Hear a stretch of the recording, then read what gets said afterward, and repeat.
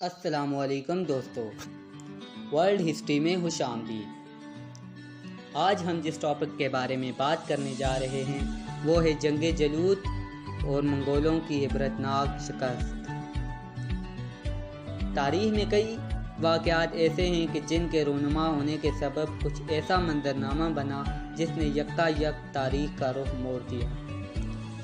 97 ہجری میں دمشق میں سلیمان بن عبد المالک کا مسند خلافت سنبھالنا اور اس کے نتیجے میں قتیبیہ بن مسلم کا چین کی سرحدوں سے، طارق بن زیاد کا فرانس سے اور محمد بن قاسم کا فتح سندھ کے بعد پلٹ جانا اس کی ایک مثال ہے۔ بعد میں اگرچہ ترک اور افغان فاتحین کے ذریعے ہندوستان میں تو اسلام پہنچ گیا، مگر چین اور فرانس کی سرحدوں سے واپسی کے بعد عالم اسلام کی سرحدیں 1400 سال کے بعد بھی کاشغر یعنی مشرقی ترکستان سے آگے نہ بڑھ سکیں اور نہ ہی یورپ عالم اسلام میں شامل ہو سکا۔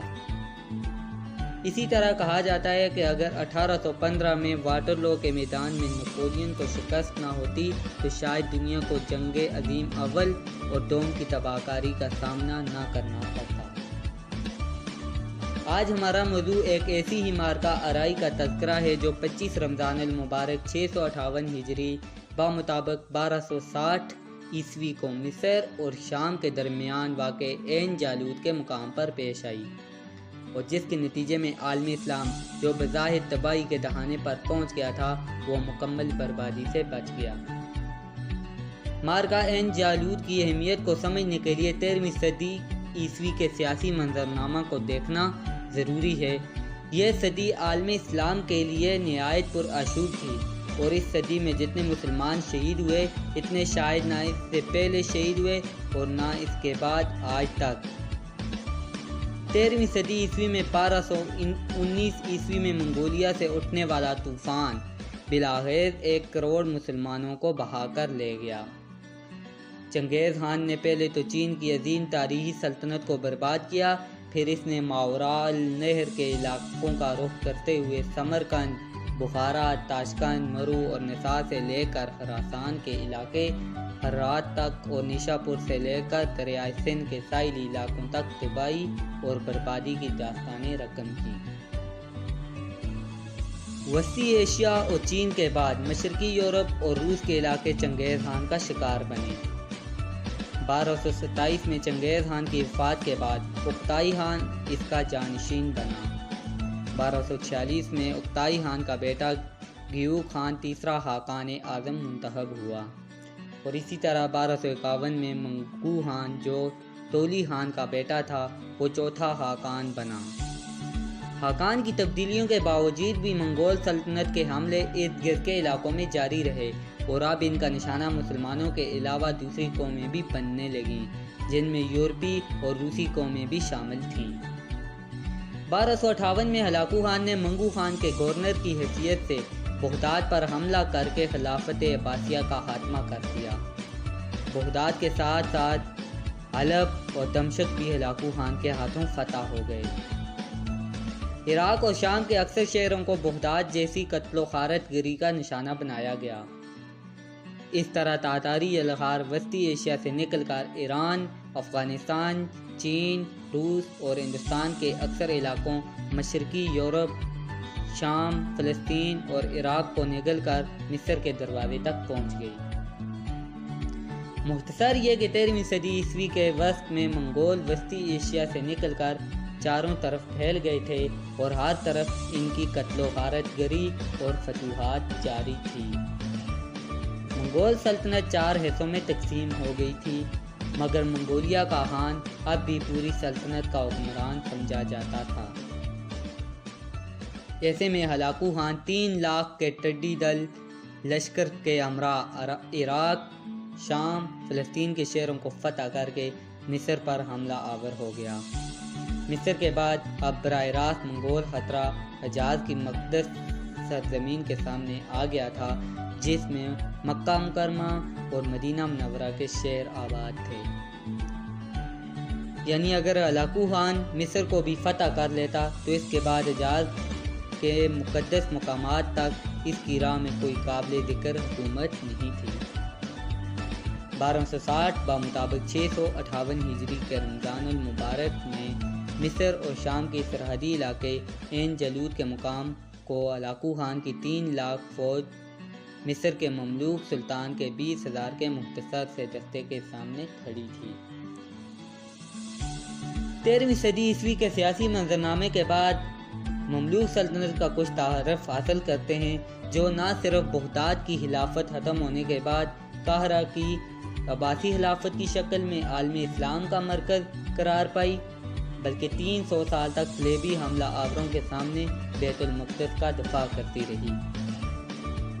اسلامی تاریخ کی حیثیت ہے کہ مسلمانوں نے غلاموں کے ساتھ کبھی بھی وہ سلوک روا نہیں رکھا جو رومیوں کے زمانے سے لے کر پچھلی صدی تک مغربی ممالک میں کیا گیا۔ اسلامی معاشرے میں غلاموں کو برابری کا درجہ دینے کے نتیجے میں غلام دینی اور دنیاوی سطح پر ترقی کے بلند ترین مقام تک پہنچے۔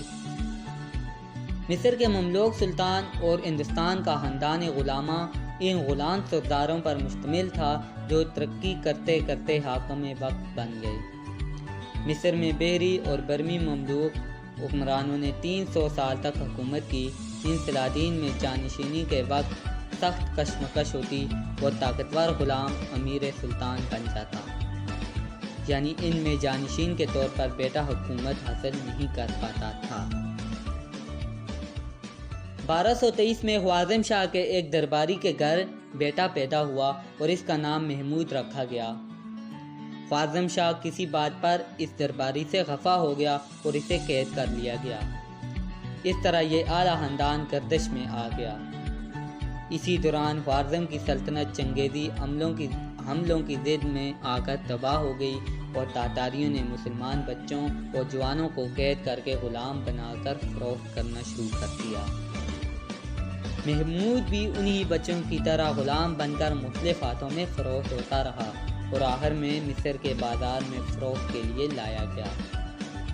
مصر میں مختلف ہاتھوں سے ہوتے ہوئے محمود فاطمہ نامی ایک نیک خاتون کی تحویل میں آ گیا۔ فاطمہ کا ایک بیٹا فوت ہو گیا تھا جس کا نام بیبرس تھا۔ محمود کی شکل اس لڑکے بیبرس سے ملتی تھی، چنانچہ فاطمہ نے محمود کا نام بدل کر بیبرس رکھ دیا اور اسے اپنا بیٹا بنا لیا۔ فاطمہ کا ایک بھائی مصر کے سلطان الملک صالح نجم الدین کے دربار سے منسلک تھا۔ اس کی ملاقات جب بیبرس سے ہوئی تو وہ اسے قاہرہ سلطان کے دربار میں لے گیا۔ سلطان الملک صالح نے کئی لاوارث لڑکے اپنی کفالت میں لیے ہوئے تھے۔ ان لڑکوں کی اچھی تعلیم و تربیت کی جاتی، خوراک کا خیال رکھا جاتا اور سخت جنگی تربیت کے مراحل سے گزارا جاتا۔ اس طرح یہ لڑکے سلطان کے وفادار بن جاتے اور سلطان کے ذاتی فوج میں شامل کر لیے جاتے۔ مصر، شام اور فلسطین کے سرحدی علاقوں پر مشتمل عین جالوت کا میدان ایک تاریخی حیثیت رکھتا ہے۔ اس میدان کو عین جالوت اس لیے کہتے ہیں کہ یہاں حضرت داؤد علیہ السلام نے جالوت نامی ایک ظالم اور جابر بادشاہ کو شکست دی تھی۔ اس مار کاروائی کو اللہ تعالیٰ نے سورہ بقرہ میں بیان کیا ہے۔ ترجمہ: اور قتل کیا داؤد نے جالوت کو اور اللہ نے اسے سلطنت اور حکمت عطا فرمائی اور جو چاہا اسے سکھایا۔ تاتاریوں کی طرف سے مملوکوں کے سلطان قطز کو خط لکھا گیا۔ یہ خط ہلاکو خان کی طرف سے لکھا گیا تھا یا قطبغہ خان کی طرف سے، اس بارے میں تاریخ میں مختلف روایات ملتی ہیں۔ بہرحال تاتاری سفیر یہ خط سلطان قطز کو پیش کرنے چلے گئے۔ دربار میں حاضر ہو کر سلطان قطز کو پیش کیا گیا۔ یہ اس کا فرمان ہے جو ساری دنیا کا آقا ہے کہ اپنی پناہگاہیں منہدم کر دو، اطاعت قبول کر لو۔ اگر تم نے یہ بات نہ مانی تو پھر تم کو جو کچھ پیش آئے گا وہ بلند و بالا اور جاودانی آسمان کے علاوہ کوئی نہیں جانتا۔ غالباً امکان ہے کہ خط ہلاکو خان نے قراقرم روانگی سے قبل بھیجا تھا، جس میں صاف انداز میں اعلان جنگ کیا گیا تھا۔ بہرحال تاتاری سفیر نے نہایت برے انداز میں یہ خط سلطان مصر کے سامنے پھینک دیا۔ یہ انداز دیکھ کر سلطان مصر اور رکن الدین بیبرس کی آنکھیں غصے کے عالم میں سر ہو گئیں۔ سلطان کو خط کے مدرجات پڑھ کر سنائے گئے تو سلطان نے سفیر سے کہا کہ ہمارا ہلاکو خان سے کوئی جھگڑا نہیں، لہذا اسے چاہیے کہ ہمیں ہمارے حال پر چھوڑ کر واپس چلا جائے۔ اس پر سفیر نے جواب دیا، تو گویا چاہتے ہو کہ تمہارا بھی وہی حشر کیا جائے جو ہم تمہارے حلیفہ کا کر کے آئے ہیں۔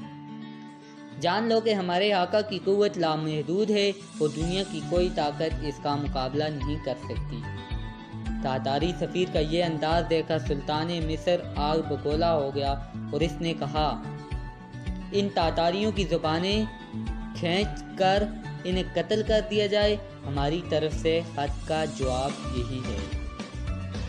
15 رمضان 658 بمطابق 1260 میں عین جالوت کے میدان میں منگول سالار قطبغہ خان اپنے لشکر کے ساتھ مقیم تھا کہ سلطان قطز اور امیر رکن الدین بیبرس افواج کے ساتھ مصر کے ساتھ آموجود ہوئے۔ ہلاکو خان کی روانگی کے بعد دونوں لشکروں میں عددی توازن تقریباً برابر ہو گیا تھا، کیونکہ تاتاری لشکر کا بڑا حصہ ہلاکو خان اپنے ساتھ لے گیا تھا۔ عملی طور پر افواج کی کمان رکن الدین بیبرس کے پاس تھی۔ بیبرس تاتاریوں کے قصے سن کر کہا کرتا تھا کہ وقت آنے دو، ہم ان وحشیوں کو بتا دیں گے کہ صرف وہی لڑنا نہیں جانتے بلکہ دنیا میں کچھ ایسے لوگ بھی ہیں جو ان کی گردنیں دبوچ سکتے ہیں۔ قطبہ خان کو ہلاکو خان کی طرف سے واضح ہدایات تھیں کہ اس کی واپسی تک اس جگہ قیام کرے اور مصر پر ہرگز حملہ آور نہ ہو۔ امیر رکن الدین بیبرس کو جب ہلاکو خان کی واپسی کی اطلاع ملی تو اس نے سلطان قطر کو فوراً منگولوں پر حملہ کرنے کا مشورہ دیا۔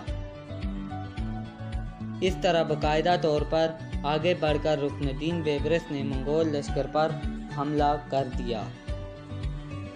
یہاں پر یہ واضح کرنا لازمی ہے کہ ہلاکو خان اپنے حاکان منگو خان کی وفات کے باعث فوج کے ایک بہت بڑا حصہ لے کر واپس قراقرم کی طرف لوٹ گیا تھا۔ عین جالوت کی اس تاریخ ساز جنگ میں رکن الدین بیبرس نے تاتاریوں پر ان کا اپنا طریقہ حرب استعمال کیا۔ اس نے اپنے چند دستے ایک گھاٹی میں گات لگا کر بٹھا دیے۔ بیبرس نے ابتدائی طور پر پسپائی کا انداز اختیار کیا اور منگول اس کی چال میں آ کر گھاٹی میں پھنس گئے۔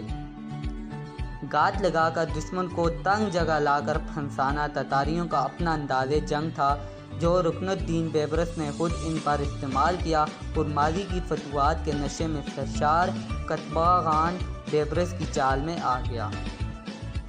گھاٹی میں گات لگائے محفوظ مصری دستے نے منگولوں کو تہس نہس کر دیا۔ منگول لشکر میں ابتری پھیل گئی اور وہ دو اطراف سے مسلمانوں میں گھر گئے۔ بیبرس نے منگول فوج کا قتل عام کیا اور انہیں اس بری طرح سے مارا کہ تاریخ میں اس سے پہلے تاتاریوں کے ساتھ پہلے کبھی ایسا نہیں ہوا تھا۔ قطبہ خان بیبرس کے ہاتھوں گرفتار ہوا اور بیبرس نے اسے قتل کر دیا۔ منگول لشکر مکمل طور پر قتل یا گرفتار ہو گیا تھا۔ مقتول سالار قطبہ خان کی لاش کی نمائش قاہرہ کی گلیوں میں تاتاری قیدیوں کے ساتھ کی گئی اور بعد ازاں ان قیدیوں کو بھی قتل کر دیا گیا۔ عین جالوت کے میدان میں تاتاریوں کی شکست کی خبریں شام اور فلسطین کی منگول مقبوضات میں آگ کی طرح پھیل گئیں۔ مسلمانوں نے منگول حاکموں کے خلاف بغاوت کر دی اور جگہ جگہ سے خبریں آنے لگیں کہ مسلمانوں نے تاتاریوں سے شہر واپس لینے شروع کر دیے ہیں۔ اس طرح دیکھتے دیکھتے شام اور فلسطین کی اکثر مقبوضات منگول تسلط سے آزاد ہو گئیں۔ اس طرح منگولیا سے اٹھنے والی کالی آندھی 40 سال تک مظلوم مسلمانوں کا خون پی کر 1260 میں عین جالوت کے میدان میں رکن الدین بیبرس کے ہاتھوں اپنے انجام کو پہنچ گئی۔ اگرچہ اس کے بعد بھی تاتاریوں نے مسلمانوں کے علاقوں پر کئی حملے کیے، مگر ان کے ناقابل شکست رہنے کا تاثر ختم ہو گیا تھا اور اب مسلمان ہر جگہ ڈٹ کر ان کا مقابلہ کرتے تھے۔ ہندوستان پر مسلسل تاتاری حملے اور خلجیوں کا کامیاب دفاع اس کی ایک روشن مثال ہے۔ تو دوستو یہ تھی ہماری آج کی ویڈیو. اگر ویڈیو اچھی لگی ہو تو پلیز ویڈیو کو لائک اور چینل کو سبسکرائب کرنا مت بھولیے گا. شکریہ.